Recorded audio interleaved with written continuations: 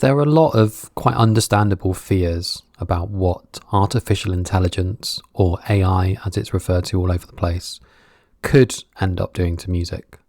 I first came across something that was technically generative, I think is the term that people use, something called bronze format about 10 years ago or more. An artist called Gwilym Gold made a track which he loaded in the stems, and then the music just started playing. Stems are like the fragments of a song, so the violin might be on one stem and the piano on another.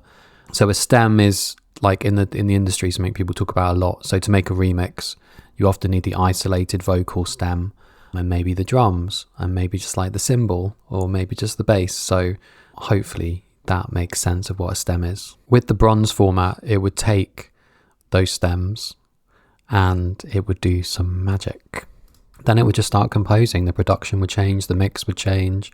Sometimes it'd be a cappella with a tiny, tiny little piano line coming in.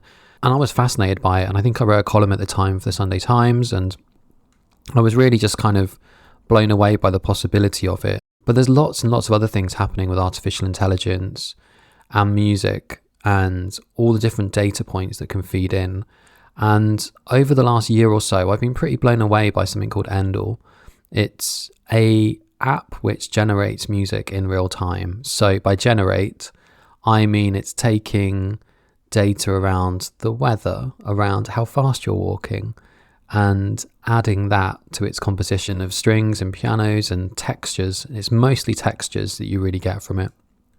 Feed in, or you tell it what kind of activity you're planning to do. If you just want to concentrate, it will play certain noises and sounds which soothe the brain, don't distract you too much, give you a tiny bit of energy. It's quite something what it does. And they've just launched this 8-hour sleep piece of music, having spent most of a couple of years ago working with Max Richter on his sleep project. Max pioneered with what he was doing with that and really, really set a different tone for what people start to use music for.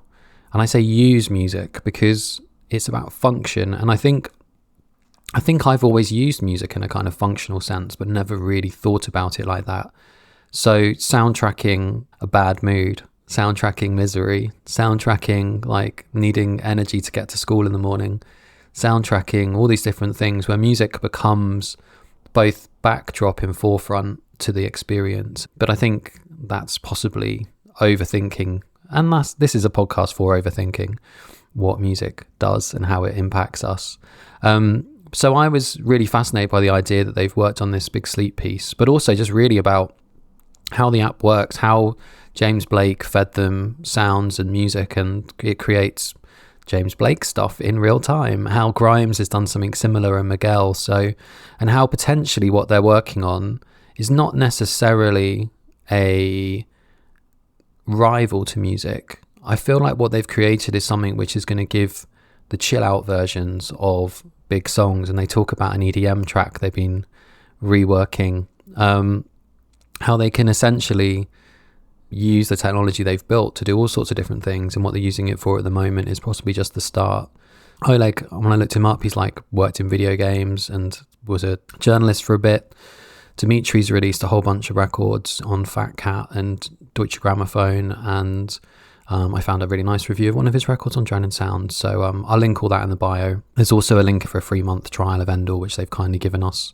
So if you are as fascinated by all this as I am, you're going to find this conversation about science and technology and music as mind-blowing and exciting, and potentially for some people a tiny bit terrifying. But hopefully you will learn something new. Over to the guys. Hello, my name is Oleg Stavitsky, and I'm the CEO and one of the co-founders at Endel. Hey everyone, I'm Dmitry Evgrafov. I am lead sound designer and co-founder of Endel. Thank you for joining me. Before we get into the interview, here's a little taste of what Endel actually sounds like.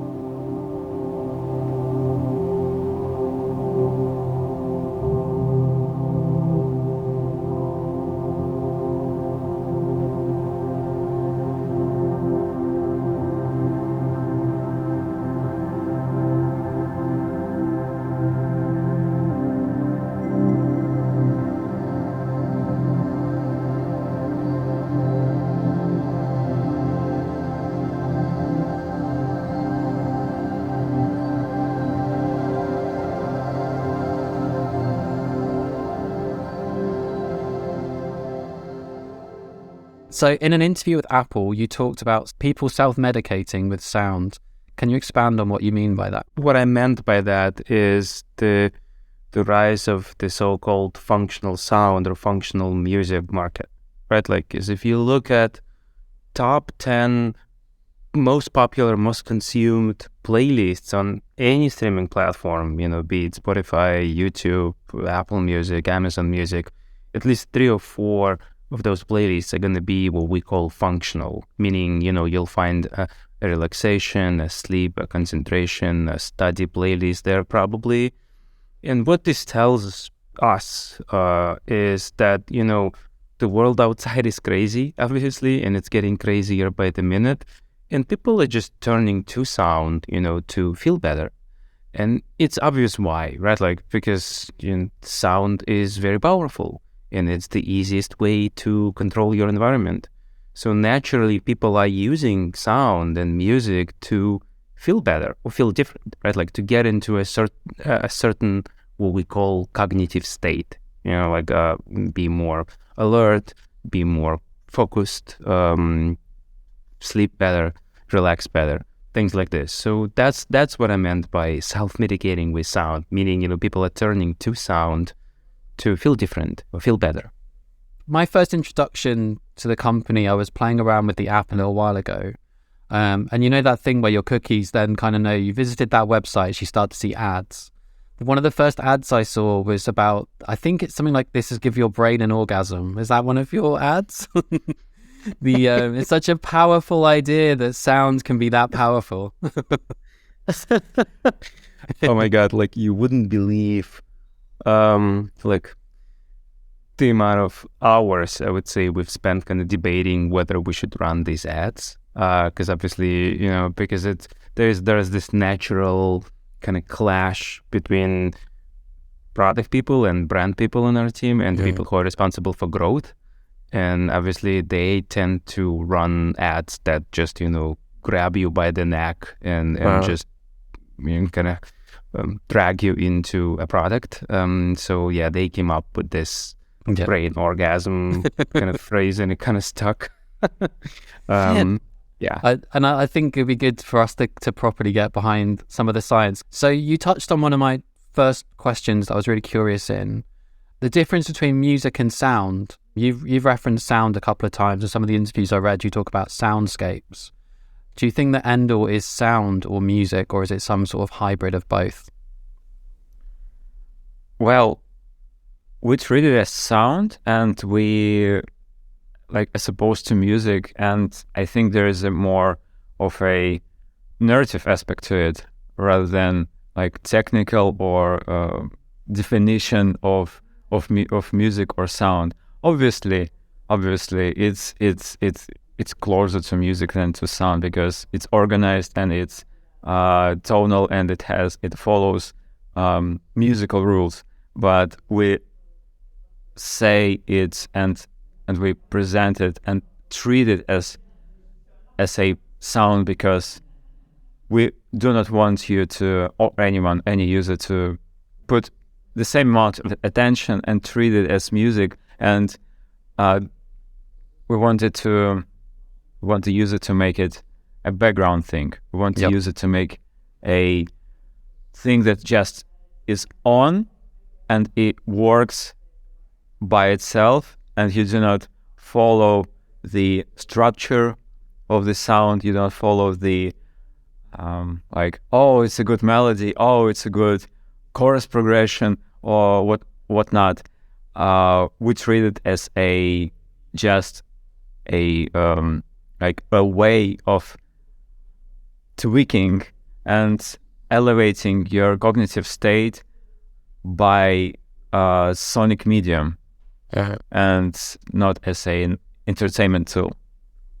Okay. Yeah, I also want to add to that maybe, the way I define personally sound versus music is, music is something that is designed for conscious listening, meaning, that is just something you intentionally listen to, like you put on a record, like you listen to it, you pay attention to what's being played, whereas sound is by design something that is just there, Right, like, and obviously that is a very arbitrary line, and that is just my definition. Sorry, my distinction. I mean, between music and sound, and like this is. I mean, if you remember like what John Cage said, how your body produces all sorts of sounds, and he's always like, well, as long as my body is, as long as I'm alive, there's always going to be music in my life because my body produces sounds. Yeah. So yeah, I mean, obviously there is a very, very blurry line between music and sound, but to me that line is, lies in the intention, whether what is being played right now is designed for conscious listening or not. Do you think, in a way, like function is something that music's possibly always had, but it's turned into a kind of entertainment medium and it's turned into an artistic expression, whereas actually some music can be quite functional? Do you think that's been a bit of a change of thinking? 100%. Yeah, music. I mean, initially music always had a function, right? Like, I mean, if you talk about like ritual music, if you talk about tribal music, yeah, always had a function, and it was rooted in all sorts of functions actually that it served. Yeah, and same as art, really. Like if you think about this, right? Like art was always very religious until it was not. So I'd say same with music. Yes, initially music was very functional and it had a purpose to serve. So let's jump into a little bit of your backstory. So you're two of the co-founders, or there's quite a few co-founders of the company. Do you want to tell us a little bit about how Endel started and how you both got involved? Because I've found out that one of you's a games journalist. I've found out that Drowned in Sound's written about some of your records. Could you tell us a little bit more about yourselves and a little bit about Endel? Well, yeah, I can start about me. I'm a self-taught composer, sound designer. I've been working since like 16, 17 years old as a composer, sound engineer. I have like a dozen albums released on different labels, including Fat Cat Records and Deutsche Grammophon. I've been working as a composer for films, ads, and like a dozen of games. And which I guess those things are kind of functional music as well, aren't they? Like the music serves a purpose. Yes. I think this is the important stuff, because for composers who work on a film or on a game dev, it's always important for them to sense what function the music has to serve. And yes, it was, I think, for many people in this craft to be aware of what user or listener or audience have to feel at this very specific moment, and how it has to serve the bigger purpose of a film, of a game, or whatnot. And how did that turn into Endel? Whereabouts did the Endel journey begin? So yeah, this goes back to, yes, exactly, the 6 co-founders of Endel, right? Like, so there is and there always was 6 of us, and I always like to say that it's like my second family, because we've been working together, like almost 10 years already. And so before Endel, we started another company that was called Bubble, BUBL, and it was a series of digital art for kids apps, like not your average kids apps, very abstract, with a lot of attention to design. They almost looked like Kandinsky's paintings that came to life. And, those apps, they dealt with the correlation of color, form, and sound. So all of those apps, when children interacted with them by playing with an app, they would always create a music composition in one way or another.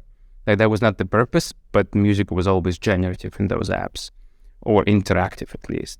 So sound was always kind of a big part of what we do. And then when that company, won a bunch of awards from Apple and eventually got acquired by a big publisher here in Germany called Fox and Ship, we just, we sold the company and almost immediately transitioned to start Endel.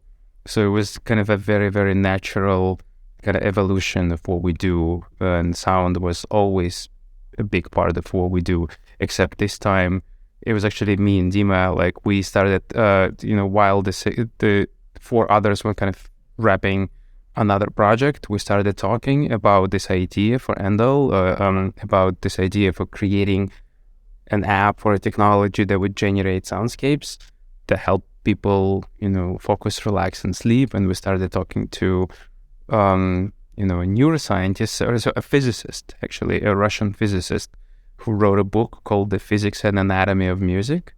And, I vividly remember this conversation. We were like, well, can you tell us what kind of sound should we be using? And he was like, it needs to be personalized. It cannot be just one sound or one playlist for, any situation.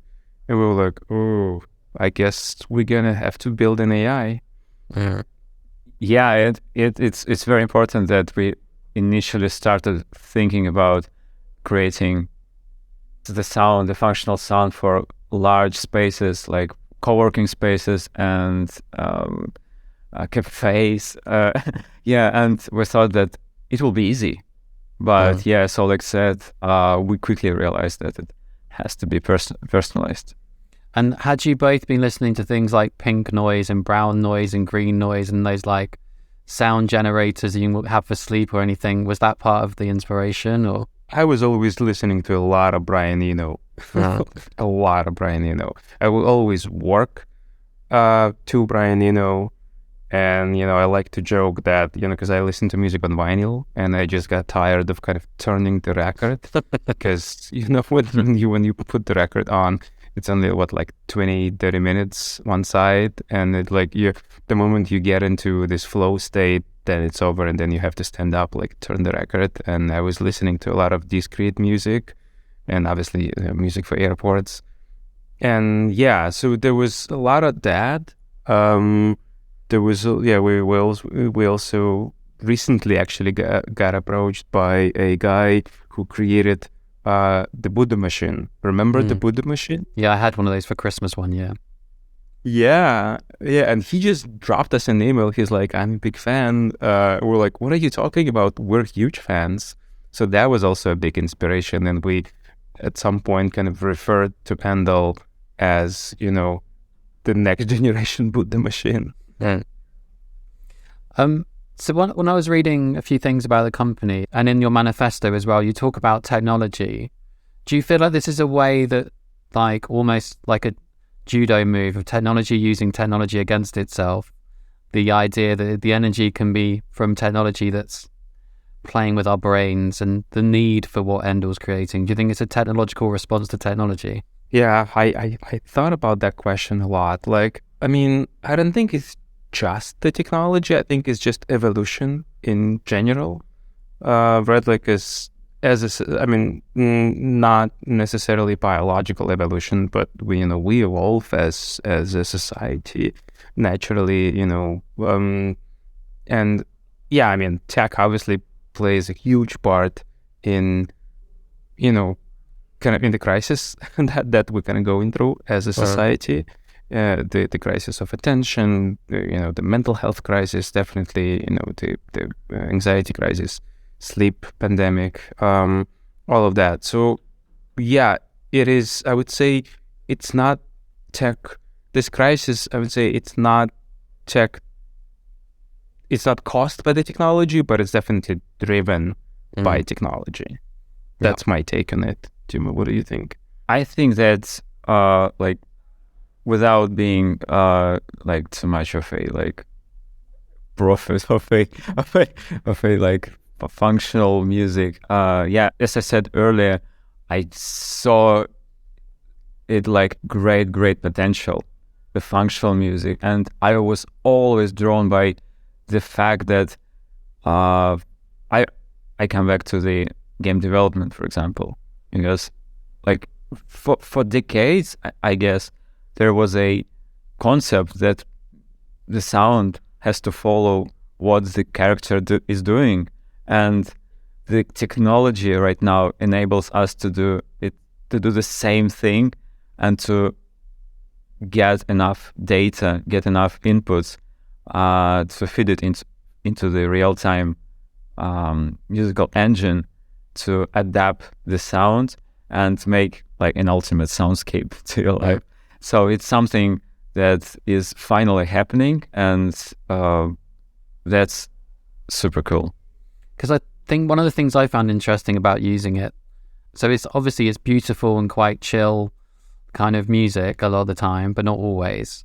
But things like the BPM changing to does it actually change to the pace you're walking?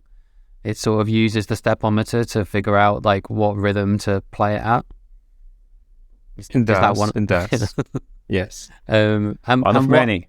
And the weather is a factor and the time of day. Like, can you tell me a little bit about some of the science of how the AI kind of changes and generates the music off of those kind of data points? Well, yes, the pillar, like there are a few pillars that are there. For example, at the daytime, you would want to remain productive, and that way we emphasize on a different kinds of psychoacoustic trickery. So yeah, that way, for example, in our focus mode, like there is a steady rhythm. It's just there, and it keeps you alert, but using the circadian rhythms, we know that your circadian rhythms are changing, and this circadian rhythm is a constant flow. We follow your internal rhythms, and we adapt the sound constantly to slumps or peaks, and that way we can adjust the right amount of alertness that we want to emphasize. And in a sleep state, in a sleep soundscape, obviously it's other way around. We want to guard you from the outside world. We want to guard your sleep, and we've got a great collaboration with sleep researcher Roy Raymond, who helped us to create a sleep onset phase, which starts just before you're in a bed but not sleeping, and this time is very, very important, like as important as the sleep itself. The sound follows you and supports you, and getting it right is as important as making those background sounds effective. So yeah, at this time of day, the sound is rich with white noise, colored noises, in a broad sense, with colored noises, with just the right amount of oscillating the those noises and making them breathe. We've got a special jingle. We call it jingle, but actually there's a fancy word for it. It's a sonic entrainment, or it's the way that using the same sound from day to day, it's like a cue for your brain to go to sleep. It's like a ritual. You're creating a small habit, a small ritual to switch your brain into the okay, I need to go to sleep soon mode. And using these psychoacoustic and behavior tricks here and there helps to create different soundscapes, create different scenarios for different times of day. So it's not just one or two aspects. It's a lot of small things that happen at certain points during the day.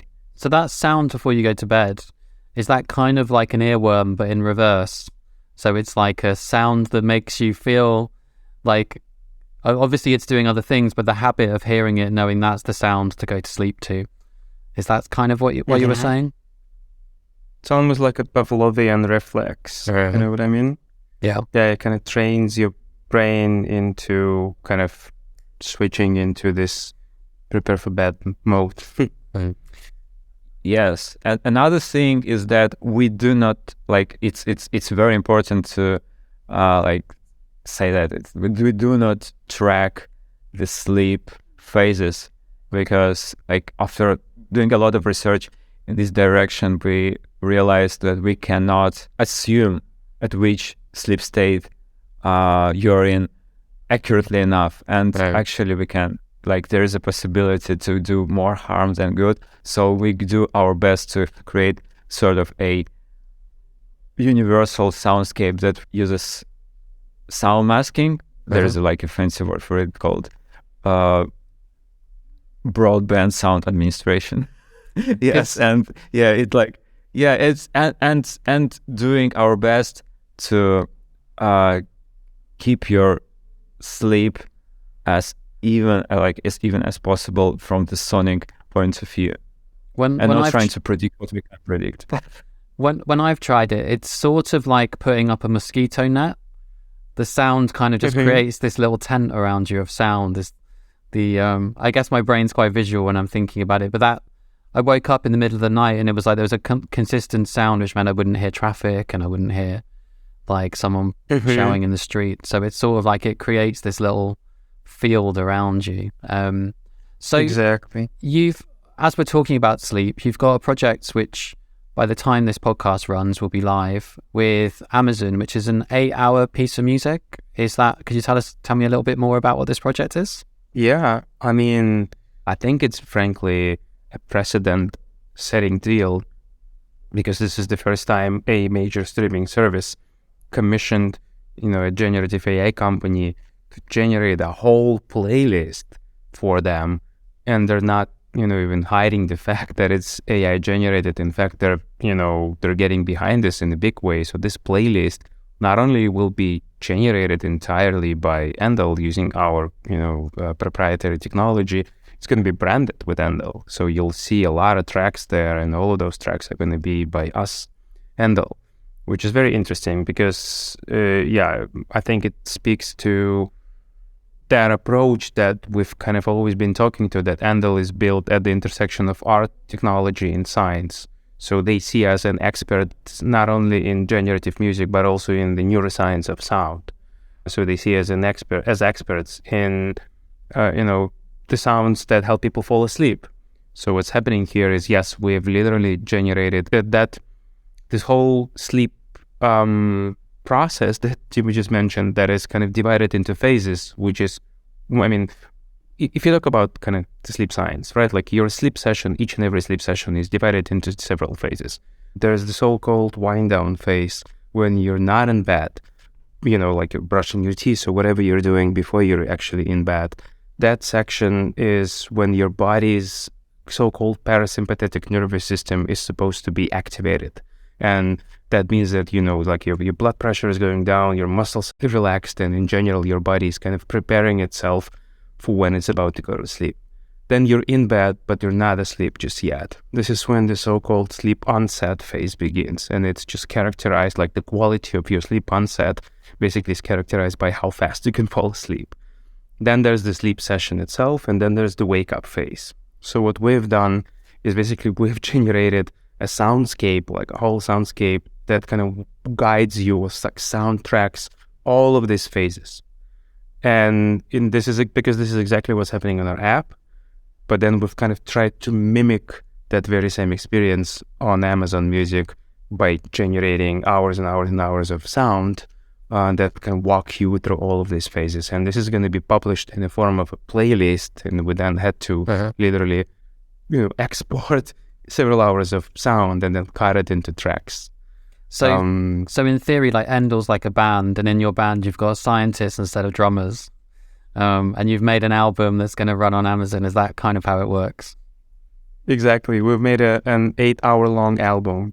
So that's going to be slightly different than to Endel that we've been discussing, with kind of personalized sound, and so that's going to be so a bit more like you did a project with James Blake, didn't you, where on the app you get one version of it and on streaming you get a different experience. Can you tell me a little bit about your partnerships with some of the artists and how that works? Like, I get the impression they sort of send you sounds and then it creates music. Yeah. So in order to answer that and like why we started doing this, like I need to explain a little bit about how soundscapes are created in general on Endel. So the way it happens is we basically create, a library of stems, and those stems are being fed into our algorithm. And the algorithm basically, it multiplies them and synthesizes new sounds from those stems. It arranges them, splices them together, overlays with some filters and post-processing effects. And this process is being run in real time, and it changes, depending on the inputs, right? Like, so the inputs change also, the process adapts to that. So that's how it always has been and how we have been producing all of this in-house. So in the beginning, it was Dimitri's team that was producing all of the stems and feeding them into the machine, and then the machine, did the rest. And we have this fancy instrument called Endel Studio where, all of this magic is happening basically. But then at some point we had an idea. We were like, okay, but what would happen if we were to invite another artist and they would create a stem pack, and it would clearly have their DNA in it, and we would feed that into the machine, and then the machine would produce still an Endel soundscape, but it will have like a very, very clear, trademark sound, the DNA of that artist, kind of, that you could immediately recognize. So almost like kind of, extract the DNA of an artist. Right. And so that's why we kind of at some point started reaching out to artists, but then, Grimes just approached us, and actually she was like, I'm a big fan, I'm using Endel, I have trouble sleeping, I'm using your sleep mode, I really like it, I want to figure something out. And we were like, we have a project for you. And this is how AI Lullaby, this sleep soundscape that we built with her, was born. So she essentially created a stem pack, and that stem pack was built exclusively for us, following our scientific guidelines. So Dimitri would create like this guideline document, and he can talk a little bit more about like what that document contained. But then the end result is a stem pack that is produced by the artist, and then it's fed into the machine, and the rest is done by our technology. And the same process happened with James and Plastic Man and Miguel and Laraji, others we've kind of worked with. So what do you have? What ingredients do you need? What's on your request list? Well, it's actually pretty basic for a musician. It's there are a few types of sounds that we most commonly use is obviously pads. We ask for different one-shot sounds, isolated notes in a pentatonic scale, obviously, and some chords. And we do not ask. We ask for chords because we found out that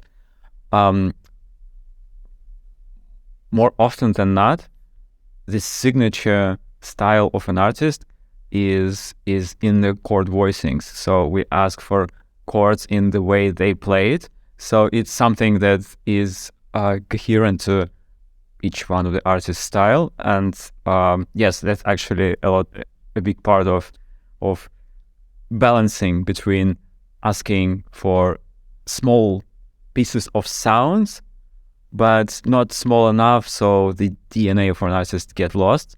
And that's why we ask, for, like, open-endedly ask, hey, send us some nature sounds or FX sounds or different percussive sounds, whatever you like, and just noodling, just play some, like, just noodle and give us the raw material, and we will take care of the rest. And so it's something of a very different approach. And in our experience, the biggest challenge for artists, not for all artists, because some are more customized to the approach, is not creating isolated stems, but changing the way they create music and changing the mindset, temporarily change the mindset that they deliver not finished stuff that they cannot obsess over and tweak the smallest details in mastering. So we take care of the rest, and by extension, AI take care of the rest. So even like, so there are no, like, I will say there is no bias in this process, but it's less. There's definitely less ego. There's definitely less living like artist in this sense. But so even so, it's much more important to like tweak out the engine in a way so you can still distinctly hear the artist we collaborate with. So if the AI becomes sentient, are you going to have to worry if it gets really into a certain type of jazz or Aphex Twin that it's going to suddenly in the middle of your sleep decide? That's what we've been feeding our AI. Yes, Yeah. like ours is going to be, like ours is going to be like an ambient nerd. Definitely. I don't know about other networks, but ours is going to be very chill for sure. But it's interesting because that process that we've described, this is how we have been working with artists in the past. But today, now, actually that process has changed or rather has evolved, because today we don't need them to produce specific stems because our technology has evolved to a point where we can take any stems they have and we feed them into the algorithm, and then the algorithm does the rest. So for example, that Amazon Music playlist that we mentioned, it opens with a collaboration track with this duo called K5. It's Deadmau5 and Cascade together. And they just had this hit, EDM song called Escape. And they just sent us the stems from the song. And the rest was done by us. We created and it's a dance song actually. Yeah. But we created like a sleep version of it with the algorithm. So they didn't produce any new stems for it. So it's like a chill remix, but done by the algorithm. Yeah. Chill, scientifically engineered remix of an EDM banger. Yeah. Which is exactly what technology should be used for. Exactly. Yeah. Yeah. What else? And so in amongst that process of taking the DNA from an artist, is there something that you think might happen to music in the future? Like, I've been curious about the idea of almost jamming with yourself. So an artist that's trying to think of ideas can feed something in and then get something back, and then might learn something about themselves from externalizing their music and filtering it through things. Is that something that any of the artists you've worked with already have said has happened? Or I think so. Right, I think you're right. I think it's, it's a tool. It's a new way of producing music. And it's, as Dimitri mentioned, there's essentially two types of artists, like one who like to obsess and be in full control of the end result, and others who are comfortable with this hands-off approach that was always kind of, advertised by Brian Eno or like promoted by Brian Eno. So I think more and more people are going to be open to this idea of, them throwing some, essentially, like extracting their DNA, throwing it into the machine, and then seeing what the machine comes up with. And then this is great for certain types of music, for producing certain types of music. But this is also great to experiment with. And, they can then, we are literally working on opening our technology for anyone to be able to use and play around with. Some people will like the end result. Some people are going to want to download the soundscape that our technology generated and finish it up in Logic or whatever it is that they're using. So, yeah, I think, I'm actually very, very excited about what's coming. I think it's a beautiful time to be an artist, really. And do you think in some of the possibility of what you're creating, the artist might have daytime and nighttime and sleep versions of songs, like that ability to, if you can do that with an EDM track, like why couldn't there be a sleep version of a hip hop tune, or a like really beautiful ambient version of some death metal song? If it can find the bit of the, because so much music does have a drone element to it and could have a whole different kind of listening experience. Exactly. We call it a companion release. That's exactly what we're talking about, and we're talking about this with literally like big R&B and hip hop artists, like about this approach. And because I was having dinner with one of the managers who manages like really big R&B artists, and he said, Look, ultimately, what I'm interested in is, extend the shelf life of, the album that my artists produce, because like we live in such a crazy world, you release a new album and within weeks it's considered back catalog, which is absolutely ridiculous and insane. And so I'm looking for ways to extend the shelf life of, the album that my artists put out, but also I'm looking for them to connect with new audiences in new and meaningful ways.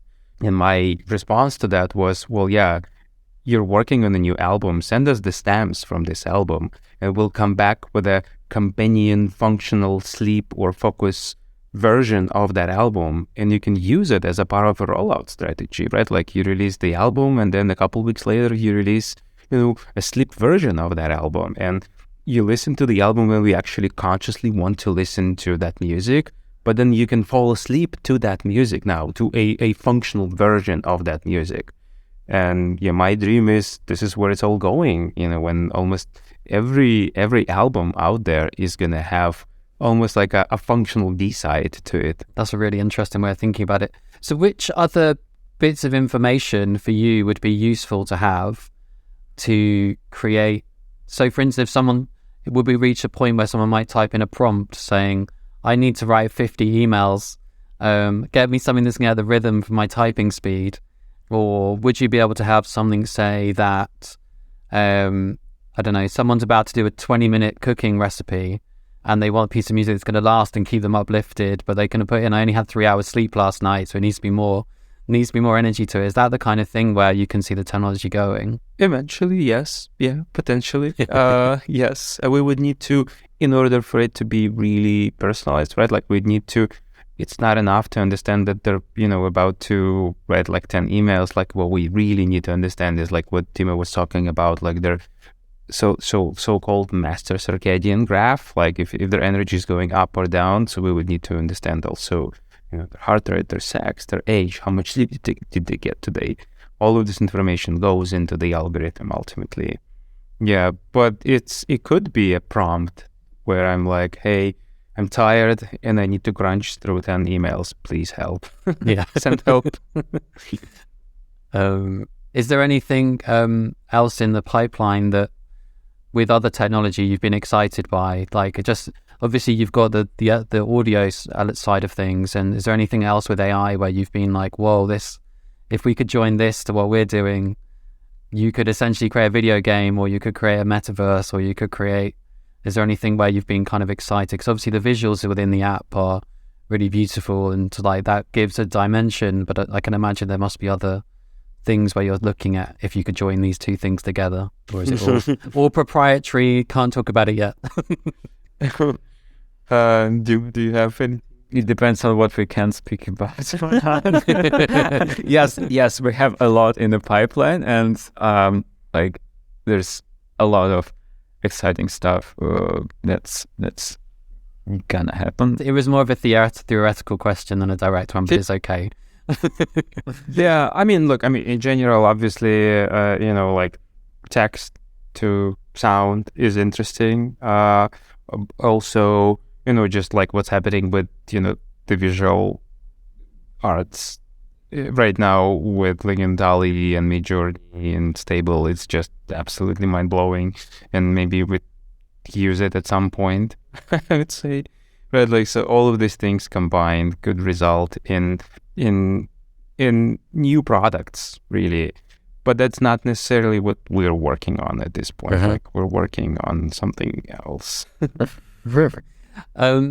And I guess just finally, so how, with this new Amazon project, how do you get that? How do you get that to play? Is there a simple prompt you need to shout at your smart speaker, or how will people find it? People would need to. It's going to be called Sleep Science. So literally, people are going to have to do something like, "Hey, play Sleep Science." Hey, Alexa, play Sleep Science, or, just find it on Amazon Music if they're using the app.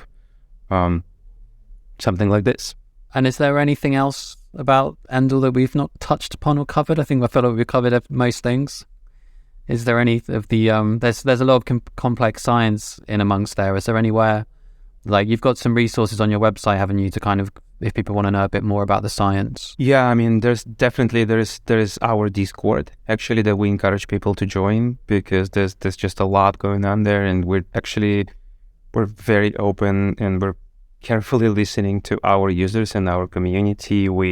If you join the Discord, you'll get early access to a lot of betas that we're working on, and we're sharing them in advance with our most kind of hardcore and kind of loyal customers, so that they can provide feedback. And we found that to be extremely helpful, so that we kind of understand what's working, what's not, what people are thinking about what we're about to release. And oftentimes, we host interviews there, and it results in some changes to the end product. So yeah, if people really want to dive deep, I would encourage them to not just go to our website, but join our Discord. This is where a lot of action is happening, and we're also just doing random merch drops for free, just sending stuff out to people, because we're obviously not in the business of making merch at this point. We just want people to feel that they're part of this interesting new club that we're building. Yeah. And just final question: do you think you'll release a traditional album again? You've now got an AI to collaborate with. Do you think you'll make an actual record? Yeah. Sorry. Once again? Do you think you'll actually release another album, having tasted the AI collaborator? Do you think you'll make another record? That's hard. That's hard. Because it definitely changes an approach to music creation, and there's no getting back to this romantic idea of an artist with capital A who is venturing into the unknown realm of self-expression. That's something that needs to be. For me, it's not enough, and there is something that needs to be the whole approach should be different. And then if you change the approach to more to a Zen-like approach, while create a release after all. So this is a battle I have right now. I would really love to do something, but it has to be very sincere and very pure in a way, because Endel highlighted different way of creating, because at the very, very beginning of Endel, I knew the sounds that there were, I remembered them. I tried to make them as boring in a good way as possible, but still after years and years of stacking layers of sounds and having 5 sound designers in our team working full time, you just add some content to the pool and you do not treat it as yours. Never. And it's doing it for years is actually liberating feeling. That's a really nice way to end. I kind of like that idea of, in the future, we'll have self-driving cars, but you'll still have a sports car.